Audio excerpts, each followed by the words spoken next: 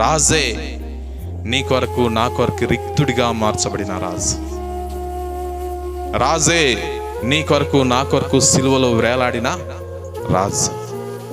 రాజే కానీ మనుష్యుడిగా కనపడి దాసుని స్వరూపం ధరించుకొని ఇదిగో ఇదే వీధుల గండ అనేక మంది చేత ఉమ్మివేయబడిన రాజు. ఇదే వీధుల గండ ఇదిగో కొరడాలతో కొట్టబడిన రాజు. రాజే భూమికి ఆకాశానికి మధ్యలో వేలాడి ఆఖరి రక్తం బొట్టు వరకు రక్తం కార్చి ఇదిగో ఏమి చేతగాను ఒకడు వచ్చి యేసు ప్రభు వారికి ముఖం మీద ఆ బట్ట వేసి గుడ్డ వేసి ఒకడు అమాంతంగా గుద్ది ఎవడు గుద్దాడు వాడి పేరు ప్రవచించమంటారు. రాజే ఒకసారి ఆలోచించండి. ఈ రాజు నీ కొరకు నా కొరకు తగ్గించుకున్నవాడు. ఇదిగో నీకు ఒక రూపాన్ని ఇవ్వాలని, పాపంలో నువ్వు చచ్చిపోయే పరిస్థితిలోంచి నీకు బ్రతుకునివ్వాలని తన్ను తాను చనిపోయిన రాజు.